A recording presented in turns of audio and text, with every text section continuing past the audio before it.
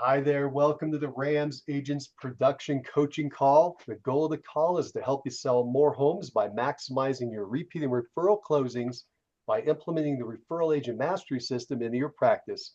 My name is Mike Cerrone, a co-founder of RAMS Agents, and my co-host is Angela Newman, a master trainer of RAMS Agents. Hello, Angela. How are you today?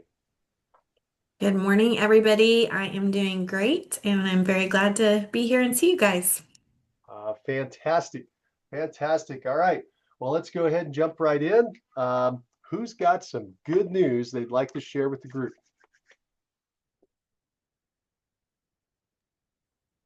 I received a referral yesterday, and that's some good news, um, from a contact, a former business partner that I haven't talked to in a long time. He doesn't live anywhere in this area, and he sent me a text the other day and just said he knew that I was an agent now, and wanted to see if I might be interested in talking with his sister and her family, who have a property that they may sell in the future. They don't have a timeline for it, but I assured him it's never too soon. Of course, he knew that. Um, but so it's never too soon to start the conversation. And, I can help them perhaps get an idea of how it might go and, what they might need to do, or just be able to talk to them. So I appreciated that referral that I received. That's good news. That's excellent news. Excellent news, Blake. Um, and you said that you had not talked to this person in a long time. How long? Probably a decade, 10 years. And how long have you been a real estate agent? 2 years, a little over How 2 years. Yeah. how did they know that you're a real estate agent then if you haven't talked to them in 10 years? Through my social media and perhaps through some other mutual contacts, but mainly through social media. We are still connected on Facebook for sure, and maybe LinkedIn. So So it yeah, I see some of his stuff on Facebook on rare occasions, and I'm on a good bit, so he probably sees all my stuff. so it pays to reach out and it pays to make sure that you're out there and people know that you're a real estate agent, not to be That's a right. secret agent. That's right. Yeah, that's exactly right. It pays to make sure that people know. Yeah, because we haven't spoken in a long time. So it was really it was a pleasant surprise. And the other part that was interesting is that you mentioned it's never too early to get into the conversation to help people plan for their potential move in the future. I think that is a wise move. Some people say you shouldn't go out unless you completely um, walk people through a qualification process, and they're only going to move in the next 30 days, and anybody else you shouldn't talk to. Uh, the other philosophy on the other end of the spectrum that I've heard from a lot of top agents is you should go meet anyone who wants to talk about real estate at any point, because until you're sitting down in front of them and talking and having a conversation, you really don't know the true story. There may be a lot of facets that you find out while you're there that either accelerate those plans, like originally you kind of thought it was a year or two out. Turns out it's a week away, because some factor that you didn't know about until you sat down and started chatting with them. Or it is a year away or 2 years away, but you can help them plan and strategize how to get there. Um, Here'd be a good example. Maybe somebody moved out of a property and they had been living in it as their primary residence. They've moved out for a year and a half, and now they're thinking about selling it in a couple years, and it's vacant right now. You could mention to them, you have a lot of options. One to think about is the tax ramifications. If you wait too long, you could sell right now and you could keep all the profit under 250 or 500 with the current situation the way it is. 500, 250 if you're an individual, 500 if you're a couple. And however, if you wait too long and you go outside the window, then you're not going to be able to uh, exclude that first amount of profit. And that may affect them dramatically. And so it's something that you would be able to talk to in that meeting, as an example. Right. Right. That's that's good stuff to discuss. Yeah. So I really like that you're getting in front of them. It's pretty smart. Have you scheduled an Yeah. appointment? I'm sorry? Have you scheduled an appointment to meet with them?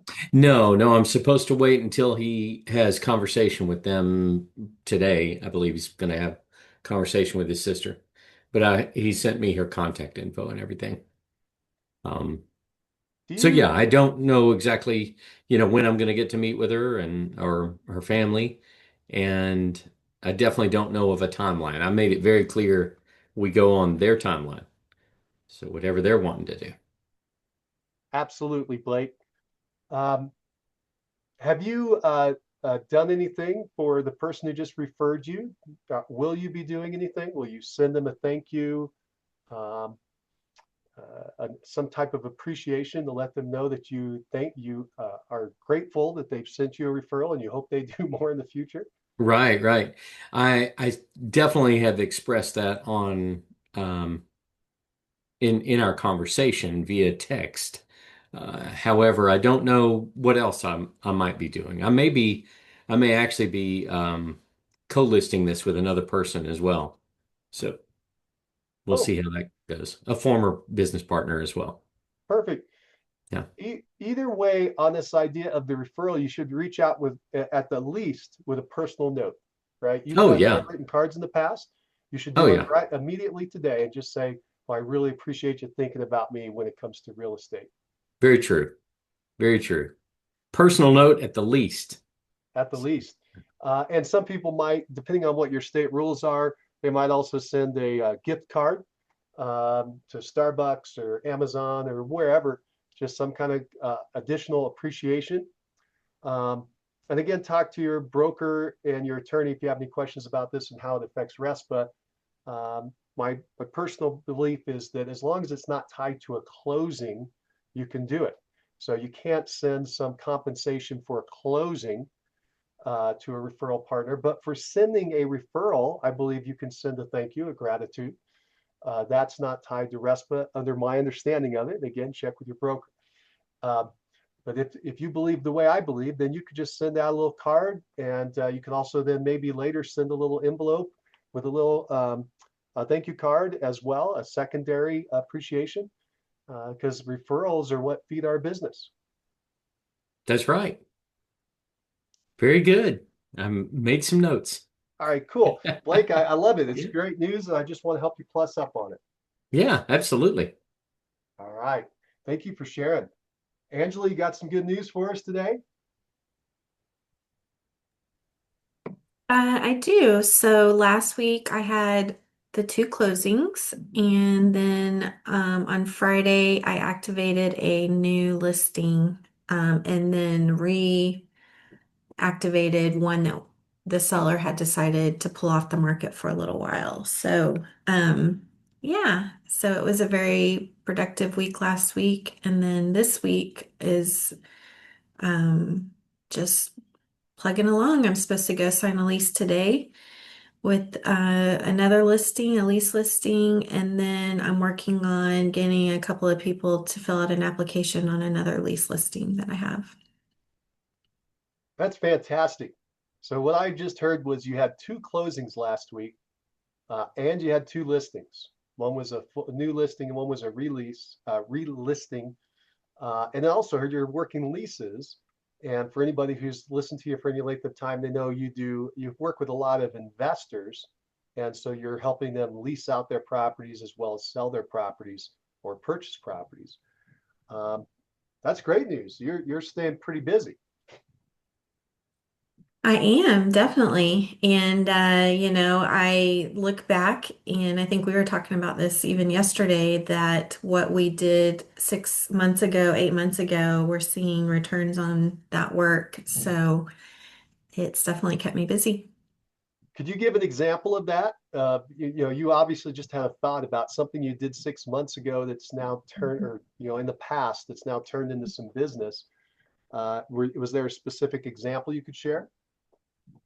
Sure, yeah. So one of the listings that I currently have, I met them probably now it's been about 10 months, and they were interested in investing and bought a house and then remodeled it and then called me and said, "Hey, I want you to list it." And that's been, the first time that we first met has been probably about 4 months ago. So, yeah, it just, it sometimes it does take a little bit of time. And so, like with Blake, when you guys were talking about should you go ahead and meet with somebody, even if they might be 6 months or a year out or 2 years out, I think so, because every situation's gonna could change, and it's worth meeting because I think when you get to meet with somebody in person, even if it's a year out, then you get to easily communicate with them over that year and stay in touch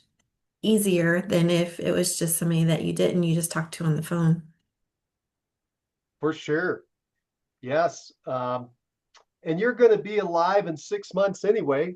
You're going to be in business in 6 months anyway. Might as well keep that, start that relationship and keep it going, rather than waiting and hoping something happens in the future. Get in front of them right now. Build that relationship. Now, Angela, you had two closings last month. What was the source? hmm So one of them was a referral from a real estate agent that's out of the Dallas area. And then the other one was a longtime past client. So That's great. repeat and referral. Absolutely. And the long-term past client, that's your investor that you work with a lot? It's one of the investors I work with a lot, yes. Good. Yeah, because the beauty of the investor business, you get in a good relationship. It's a lot of repeat business. Uh, Mhm. the other one was a referral from an agent from another city. You're in Houston, they're in Dallas. How did that happen? How did you know the agent? How did they know to give you a referral? What happened there?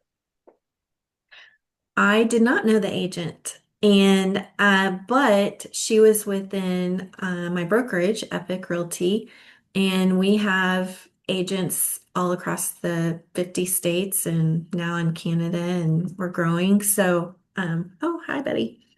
Um, come on. So she actually looked me up and found me on Google and then did a little search and saw that I am an active agent and working in the area and everything. And yeah, that's how she picked me. Was it a buyer or a seller? It was a seller. So she had a listing opportunity in another city and she did some research, found you, and just reached out to you. Um, that's amazing. That's fantastic. We all want that to happen. So Mhm. can you think of anything that you heard during the whole time you were in this that sparked her to contact you versus someone else? You said Google. Did she see a special website? Was Mhm. there anything that anybody else could try to duplicate to make this happen again? Or did it just happen randomly and you don't know?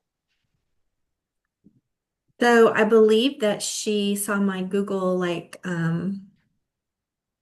business listing. So when she searched real estate agent, Epic real estate agent in Houston, that popped up. And then she Googled my name and then saw all of the other things that I have out there, videos and every listings and websites and stuff that popped up.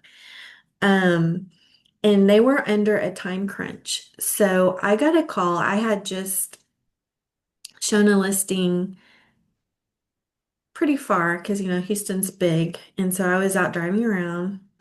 I just finished showing it, and it was probably about 7 or 8 at night. And I answered my phone. Even though I didn't recognize the area code, I answered the phone and she said, hey, somebody reached out to me and they need help with their Houston house and they're only going to be there for 2 more days. Can you meet with them tomorrow? Because they're going to be leaving early the second day. And I was able to, and I was like, sure, definitely. And they're like, okay, well, I'll have them give you a call. And like 5 minutes later, they called me and they said, hey, can you help us? And we need to help our mom sell her house. Mm, need to help the mom sell the house. What time did you say this happened? What day and what time? Was it during the Um, week, during the weekend? What time? it was during the week around 7:38 that she called me. Mm, wow. And do you think if you had not answered the phone then that you still would have got that business? No, I think she would have gone on to another, it was definitely that she felt the urgency to probably connect them with somebody as soon as possible. She might have left me a voicemail, but I would have tried somebody else, to see if I could reach somebody and talk to somebody that night. That's some urgency. Yeah, that's good because you got the business. I would not get the business. I don't answer the phone after 5 o'clock. So that's an interesting dichotomy in the different approaches. Um, what a great story.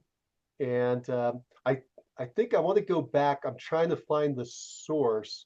I think from hearing your story, the key for this all to transpire, other than you answering the phone late at night, which was valuable, um, was the fact that you had a Google business listing, right? And so hopefully everybody on this call, does everybody have a Google business listing? Yeah, yeah. All right, good. Do you guys get a report on that? I think, I receive like an email report once a month that says, hey, this number of people have actually looked at it and this number of people have clicked on it to go to your website. Are you guys getting those kind of reports? I'm always shocked at how many people are looking at it because, as you know, I'm just barely back in the business. And I think last time was like 80 people looked at it. I'm like, really? 80 people? Who are these 80 people? Are you guys seeing that kind of thing in your reports? Yeah, that's probably, I'd have to look back on the report, but like you said, number of people who looked at it, that's probably the number of searches that you appeared in. Doesn't mean they Mm, necessarily said, hey, I want to look at Mike Cerrone's information. But that's probably the number of searches, which might have been for Epic agents in Denver or whatever the search might have been. Um, that's probably the case because that you do get a large number a lot of times, and that's really strange that many people, but they may not have looked directly at your. I don't know. It looks like Angela may be pulling one of her reports up. Mm-hmm. I don't know. Yeah, so I don't get a ton of activity necessarily because I think you could get more if you were spending money and promoting it and that kind of how thing. many did you have, Angela? What does it say? Um, I had one call, one website visit, 163 profile views, and 32 searches, which was way, way down from the month before. So I don't know if I can pull June up easily. Huh. But June was.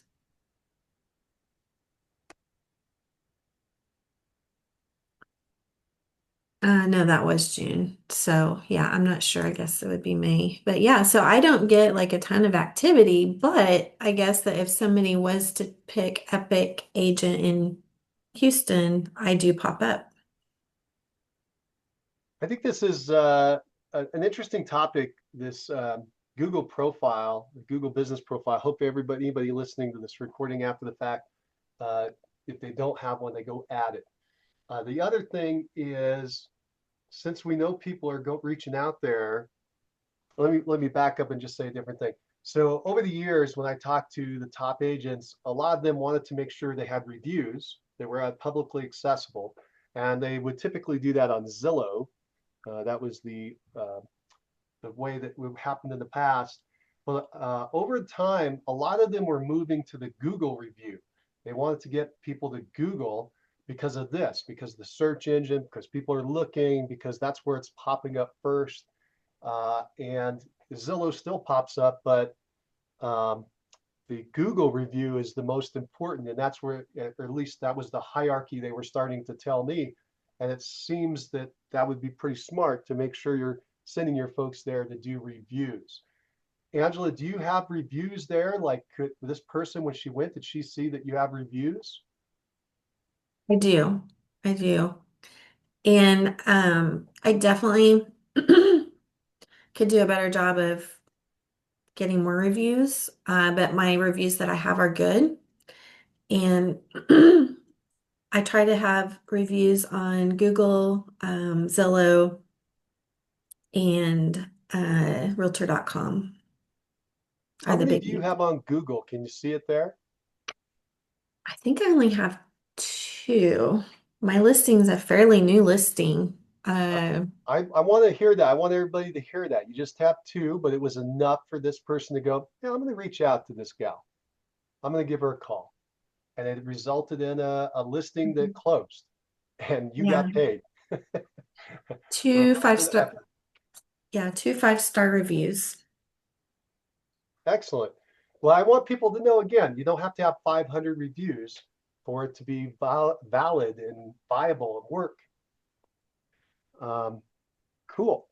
I have a quick story about that, and I've looked up mine, by the way, and it does have, this is for June, 94 profile views, 18 website visits. That number does surprise me, and one call, all from the business profile in Google. But the story I wanted to tell you was there was an agent that is in our brokerage that recently relocated to this area. And I just met him on Saturday, but he had called me, or actually he just texted me a couple of weeks ago and said, "Hey, I'm with your brokerage and I've moved to this area. I'm looking for a local office. Who can I connect with?" And anyway, I directed him to the right person. And then I met him on Saturday and I just happened to be asking him, I said, "So why did you call me?" Because we actually live pretty far apart from each other. We're very different sides of the Chattanooga area. And he said, "Well, I just did a Google search for our brokerage, and you were the first name that came up. So I texted you."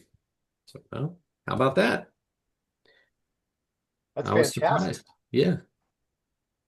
Um, that's great news, by the way. We just shared examples of people who bump into us on the Google review that don't know us, strangers.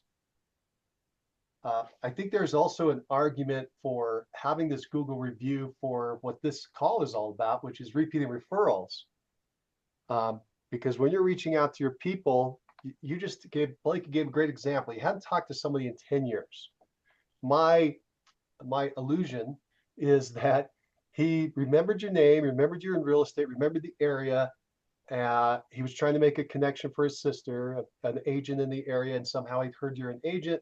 And he probably started to do a little research first, right? He wants to make sure you're really an agent, number one, and then he wants to make sure you're a good agent because he doesn't want to refer a bum to his sister, right? He wants to make sure you're legit.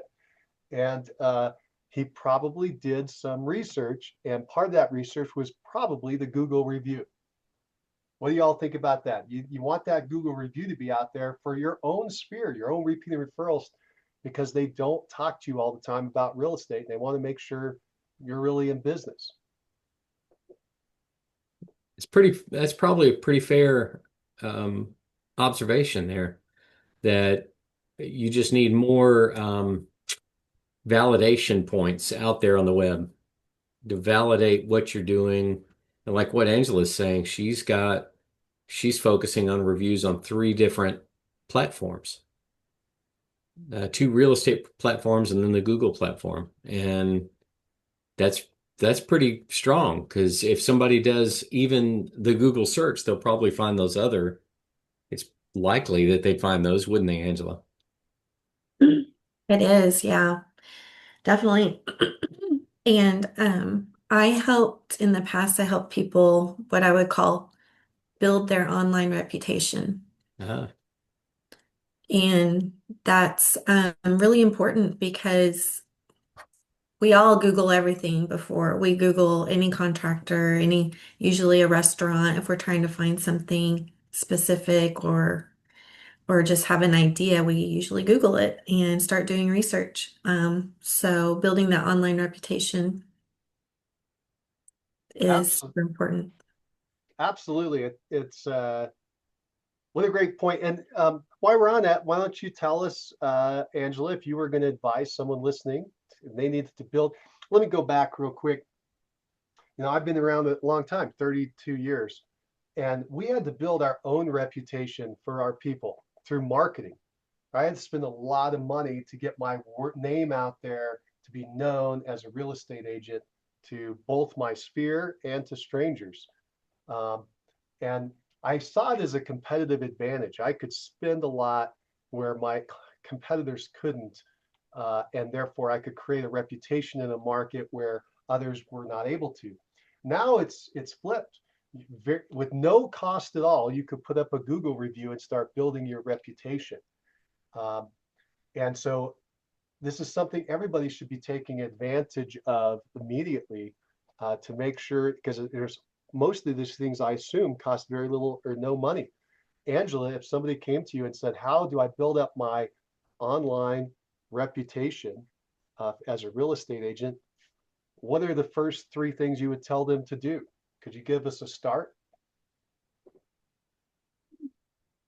Sure. And I've helped other people and other companies build their reputations, and so I'm kind of a good example because I'm pretty new at building my own reputation. Because you Um, moved to a new market, not because you're a new agent. Correct, yes. And because I also went from working only referral, where I didn't really, honestly, I didn't care about my online reputation, because my job was to build other people's reputations and marketing and lead generation. So I really didn't have a whole lot when I became my own independent agent about a year ago, well, a year and a half ago. So I've been building my own. And what I would do is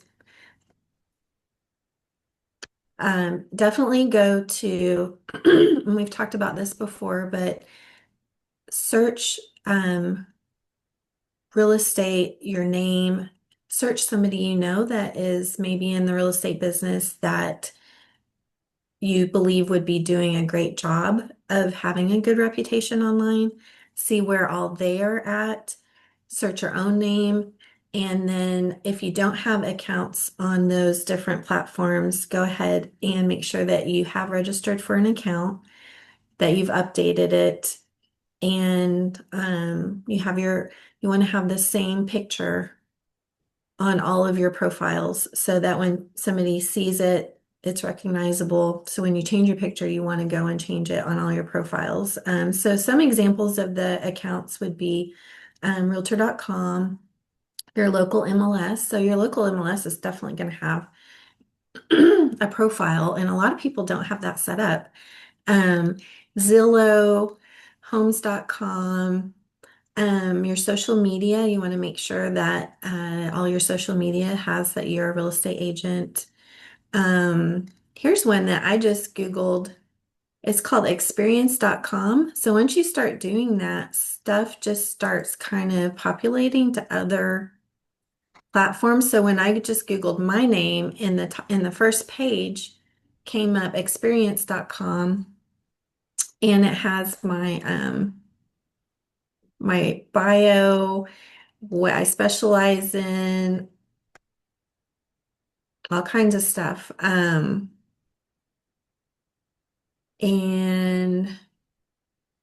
LinkedIn, Fast Expert, there's all kinds of different stuff on there, but that's important. Like I see right now that I have something that's really weird. I didn't instigate putting it on their website, but it has some old information that I need to go and check out and see if I can update it. Um, Another thing is video. So video is going to be out there a lot. when somebody's researching for you, that's another way that people are going to see you. So creating videos, it can be market related, it can be local related to your area, it can just be all kinds of, but video, whether it's on your Instagram, YouTube, um, social media.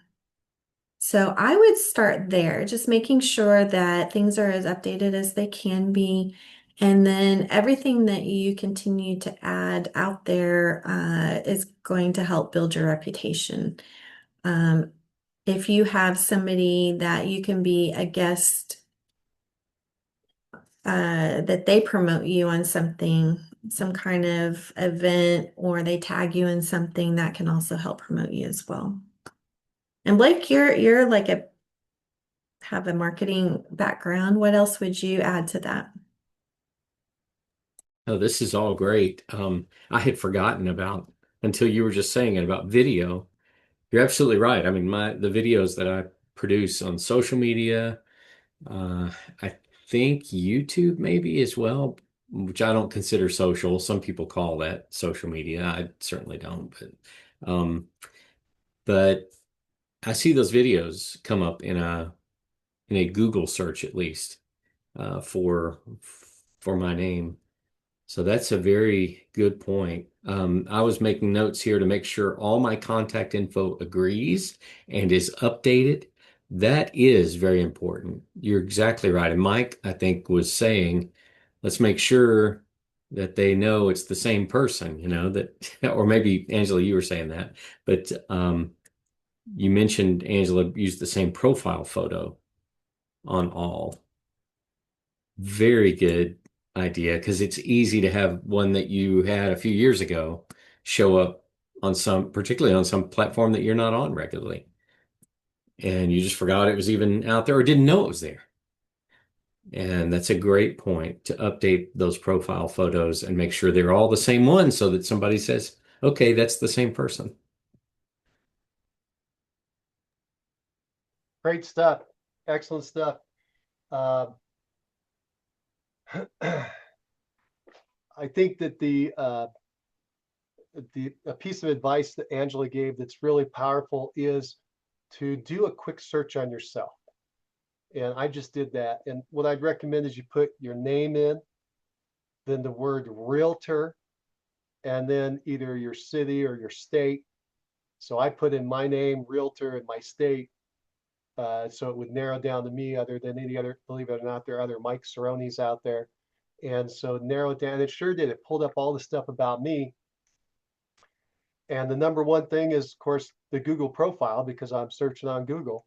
So everybody, we're circling all the way back around. Make sure your Google profile is looking great and you're sending people over there to do a review. Because like Angela, I've got a 5-star review from the one transaction I closed this year. And I'm just kicking myself, wishing they would have had this years ago. I could have had hundreds and hundreds of them, but wherever you're at, that's where you got to start and build it up. All right, cool. Any other comments before we move on? I think we've done a pretty good job here of opening up this idea of online reputation. Anybody else? All right, cool. Cool. All right. Well, thank you. Thank you, everybody, for sharing. I think that was pretty helpful. Um, let's see what else. We got some other good news. Good news for me. I took a listing last week. I got another listing appointment this week. The one before, the one last week was my sphere. It was a family situation, so I'm taking care of that. And I've been letting people know that I'm in the business, so I think that helps. And then there's one coming up is the one I have fun with because it was an expired that I reached out to. This is back at the beginning of the year, and I was just doing a couple little experiments with expireds, and this was a one that I text messaged. It was during that little time where I was doing some text messaging, and I didn't have a lot of success with it. Most of them went unanswered. But this lady did reply. She replied to the text. She's a texter. She likes texting.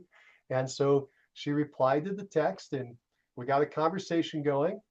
I basically, by the way, how that worked was I just followed a script that I'd seen where you would do a cold call script.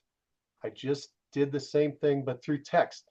And instead of throwing it all out once, I just, one question and one response, one question, one response. And I kind of literally went through that script over a series of days because we weren't replying immediately to each other. We were replying like 5 hours and 10 hours later, or the next day. And it was over maybe a week. And then I think eventually she just said, well, can we just get together or something? And so she's the one that kind of broke out of the script and said, hey, I just want to accelerate this thing. And I went and met her and we had a nice conversation. And at the time it looked like she was going to list and buy. And we were starting to put everything together. And then all of a sudden she got cold feet. She said she talked to her family and wanted to put the brakes on, didn't want to do it right now. So no problem. And so at that point, what I did was I'd already added her to a drip for the value of her property. We have a e-property watch. We've talked about that in the past. It just basically drips out. If they're active in it, it drops out, I think, every 4 weeks, the update of the value of their property. So that's kept her updated. I see that she's active in there. And the other thing I did was I had put her on an active list for listing searches in the MLS. And then when she told me she had cold feet, I took her off that. And I think that was an error. I should have kept her on that. But the final thing I did was I added her to my PCSOI. Okay. And so for me, because of the situation, I don't have a lot of contacts I can do with PCSOI other than through mail. So I added her to that mail list. And so she's been getting a postcard from me periodically that's kept her in touch with me. And the final thing I did was I knew what she was looking for from her first search. And so months and months and months ago, I got a listing that met her criteria. And I'd reached out to her by text and said, hey, I got this listing coming up. Do you want to go see it? And she looked into it and she thought about it. And she said, well, no, not that one. I said, okay, great. But all those things accumulated to the point where last week, she just reached out to me out of the blue. I hadn't talked to her in months. And she said, yeah, I'm reevaluating and I want to sell my property now. I'm going to rent for a while and then I'll buy in the future. But I want to sell the property now. Can we get this going? Like, great. So I meet with her Friday. Little story. All right. So I'm not sure whether I would continue to do text messages for expireds, but maybe I should. It worked. Right. So there's proof. And then the longevity, the time frame. So that was about 6 months ago that I started that. 5, 6 months ago. Sometimes these things can take time. So we were just talking about, should you go meet with somebody? They're 6 months out in the future. Well, here's an example, right? Exactly. Yeah. And this was somebody that wasn't in your PCSOI, but you got to the point where you built a relationship with them and added them to your PCSOI. And that's the power of staying in touch with somebody over time. Yeah, and that may be something that Blake will do when he goes out, and I'm assuming he's going to eventually meet the sister of this friend from the past. Even though they're far out, Blake, if you meet them and you like them, add them to your PCSY because now they passed the PCSY test, right? If you were walking down the aisle in the grocery store, each direction, you bumped into each other, out on the street or wherever you want to imagine it, you could look up, recognize the person and strike up a conversation. If that's true, they should go in your PCSY. And if it's not true, they shouldn't go in your PCSY. I had met this lady. I only met her the one time, but we had a great conversation. We got along well. I'm like, yeah, this is somebody I could work with. And I assumed then she must have been thinking the same thing in her head. And anyway, so that's why I added her to my PCSY. I hadn't done that in the past. I'd done other kind of follow-up programs and worked pretty good. You might even make two groupings, I guess, a PCSOI and then a hot lead, and maybe just send the hot leads the same thing you're sending to your PCSOI, the invitations, the postcards, whatever you're doing as you reach out.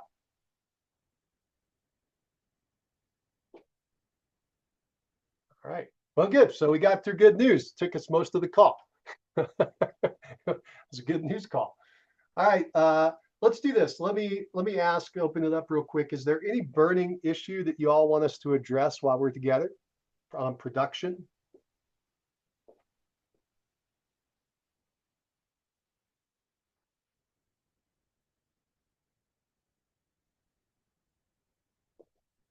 Okay. Remember that if you have things as you're going through the week and you're running into a problem or challenge you want the group to address, go and just write them down and bring them up during these calls. And do me a favor, bring them up right away. Otherwise, as you can see, I'll go on tangents. But if you want us to address it, just write it down and we'll jump right on it. All right. Anybody doing an event in August? We're coming up on August. Anybody got an event planned for August? Summer fun event would be like in our RAMS material. That would be an example of something you could do. It's very back to school season in most of the country. Um, yeah, I don't have anything planned, but I'm glad you brought this up because it's time for another event. Angela's got to come up with our next event. How about a simple one? I love these simple giveaways. How about Yeah, a back to school gift card, right? Buy your kiddo something for back to school, backpack, a little binder, notebook, whatever they need for school. You give them an Amazon gift card, but the theme is, hey, it's back to school, and you could win this back to school $50 gift card or whatever you're doing. Just put your name in the ring, put your name in the hat, and we'll be drawing names next week. It's a simple little giveaway, and it gets your name out in front of people. Now, let me point out, if you do this long enough, you realize there's seasonality to the business. There's seasonality to the business, and you should all do this. You should all track your particular market to make sure that it does this. But I know in my market, every single year there was the same seasonality. I'm going to point it out, and I hope I'm going the right direction. I think I got to do it backwards. So if this is January and this is December, if this is January and this is December, I know in my market, I'm trying to do it on my screen. My market, it kind of goes like this. Here's January, there's some transactions, but it's kind of low. And then up through the spring, it gets really high. Okay, so now I'm in like March and April number of transactions that are happening. And then it actually kind of falls off during the summer. It's still way higher than the beginning of the year, but it's falling off. And then August hits, and watch what happens. Every year in September, boop, blips up, and then it comes back down. Was that visual? Could you all see what I was doing there? So it kind of goes up, down, blip in September, and then it goes out. I call them the procrastinators, the back to schoolers, right? They wanted to do something the spring, couldn't quite get to it, and now they're coming back in the market to do something. Well, that's where we're sitting right now. We're sitting here at almost the beginning of August, in July, beginning of August. And in the next 30, 60 days, we're going to be hitting that big blip. So this might be a good idea to get back out in front of your people for any of the, I call them the procrastinators or just whatever, the people that are going to get into the September blip. I like this idea of back to school. Great idea. What do you think, Angela? So I agree. In the markets that I'm in, that's what we see as well usually. And things definitely slow down right around the time that school starts. And then it picks right back up shortly after that, but kind of slows down again right before the holidays start. Um, Back to school is an awesome idea. Also, end of the summer. So if you're going to do something in August, some kind of end of summer giveaway to baseball game tickets or I don't know, something because it's kind of a nostalgic time every dog year. days, dog wash. I was just thinking you could set up a dog wash somewhere. I don't know. Just thinking of the dog days thing. Um, I saw that somebody, a real estate agent, was having a a a pet, kind of like a pet party. End of summer dog days pet party, and that they would be serving Pinot. That's what I remember about it. But yeah, and it showed pictures of your doggies and come play and enjoy the last days of summer kind of thing. Yeah, it's a great idea. I have cats though, so Well, and before we know it, we've got tailgate season coming right oh behind it. yes. Um, in my former career, I had all of the seasonality things down because we would celebrate all of those with advertising campaigns. So it does is coming right behind it. I mean, really, Labor Day weekend is what's going to kick off college football, Hmm. and Have then you high done school that, Blake? football starts before that in most places. Have you written out a calendar of these seasonal events that you could tap into for your PCSOI? If you haven't, It maybe wouldn't you be that. can present that next time. A little chart of here's what we used to do each month or whatever, each quarter, whatever you were doing. Here are Yeah. the highlights, and it would help us stimulate some ideas. If you don't mind taking some time to do that, since you did it, you know. Yeah, I'll adapt what I've got. I do have it, but it has some things that are specific to the industry I was working with. But that's a very good idea. And it certainly has the things like back to school and football kickoff, all that kind of stuff. Yeah, that's great. That's a good idea. I'll work on that and have that ready for next Tuesday. Cool. Yeah, it definitely can get into that. One of the things that people have done historically is, as far as the sports, is they'll send out a sports calendar, like typically a magnet that would go on somebody's refrigerator with a schedule for the upcoming season. And then it has your contact information, maybe a little business card contact information on the bottom. So a pretty good size refrigerator magnet. Um, just because a lot of people will keep that around. Some people will do that with a school schedule if you're in the local area and you know everybody's going to the same school. Um, these are just little things to get in front of your people. The whole idea is just to get in front of your people, and then second, to have something that they and others will see as they're coming in. You know, those magnets are kind of cool, at least in the old days, because you wanted to put your kids' paper up on the refrigerator and you had a way to kind of hold it. And so that's why a lot of people like to keep those magnets as well. So, especially if they're good magnets, or get stick them to them. All right, cool. All right. Any other ideas on events? Anybody going to do an event? Did we stimulate any ideas? Anybody going to do an event in August? The You timing is pretty know, good. I am not sure if I will just because I am working long hours and really busy right now, but I know that Patty and I are already starting to talk about the fall. So we're probably looking at October, but in September, we might do some kind of giveaway or something like that. Some start of the season, football season and stuff like that.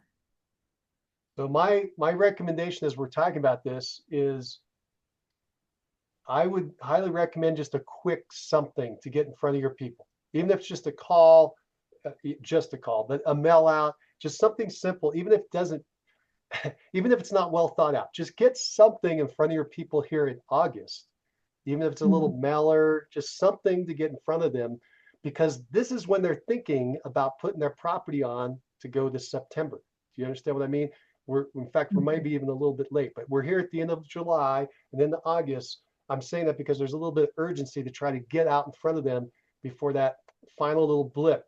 So like, if anybody's listening and their year is not quite as good as they want, now's a good time to get out there in front of your people. Go. Get out in front of them real quick. Don't wait until October, November, December. It's going to be a colder months, right? There is still business in the fourth quarter. I've done it every year in my career, but it's not as much as there is right now. It's easier to pick right now. It's easier this is harvest season, truly harvest season, right? I mean, you could go out there and find some pretty easy right now. So get out there in front of your people. Don't give up on whatever your plans and goals were. Just make a little double effort right now. And I completely agree. And that's a great reminder. Even if you're not going to do an event, do a mailer, do something. I sent out my magazine a couple of weeks ago, they're still trickling in to people. And so that's why I'm kind of okay, this in August, I'm going to focus on an email and a different type of reach out, I think. Uh, but yeah, just do something, the handwritten notes, the postcard, the mailer, something, an event. Event's always a great way to have the opportunity to talk to people. Excellent. Excellent. All right. Good job. Does anybody have anything else they'd like to say about the production before we close down the production meeting? All right. That's the end of the production meeting. Now we'll go into our quick huddle. Number one thing you did yesterday to move your business forward. Number one thing you're going to do today. Who'd like to start?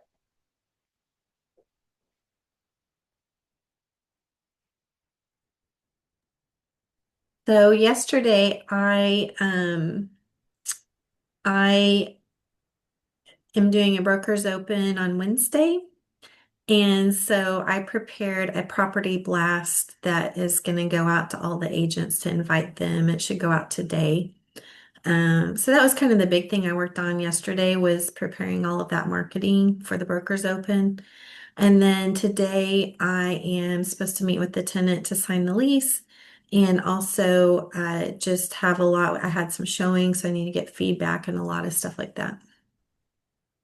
Cool. Now you're going to do a property blast out to brokers. How are you going to do that blast? So there's a lot of companies, I don't know a lot, but there's a handful of companies that will email out to your MLS. You can pick multiple different MLSs and send out the one that I has been around for a really long time that I used when I lived and worked in Seattle was called Zip Your Flyer, I think. And then there's also Property Blast and a couple of others that I get emails from. So they'll promote new listings, they'll promote brokers opens, and it can cost you anywhere from maybe $80 to take that back, $30 to $80, depending on how many MLSs that you want. And because I'm in the Houston area, I actually have a huge MLS. But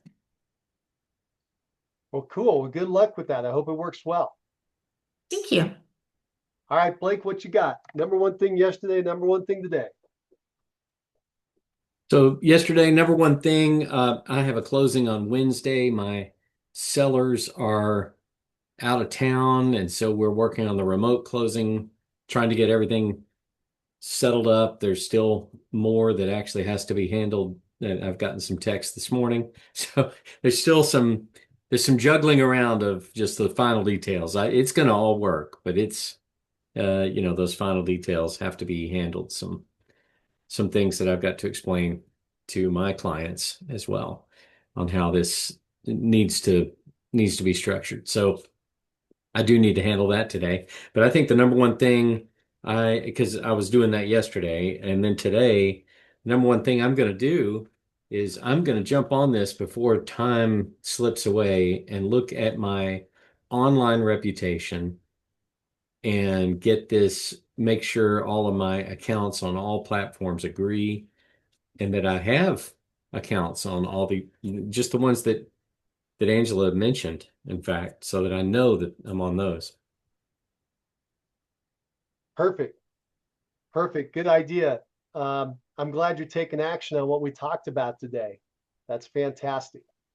That's awesome.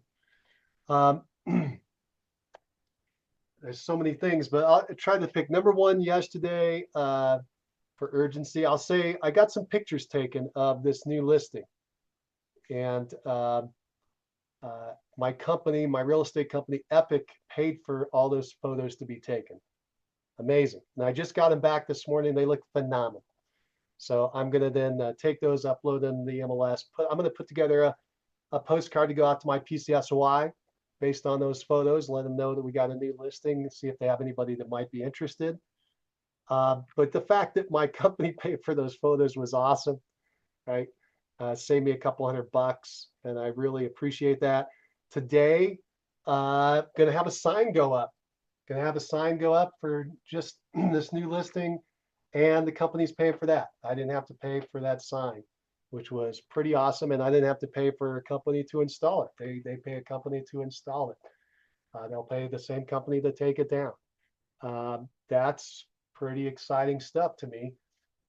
Based on the past, I used to have a whole room in my office, a dedicated room for all the signs that I had. At one point, I think it was almost 100 signs.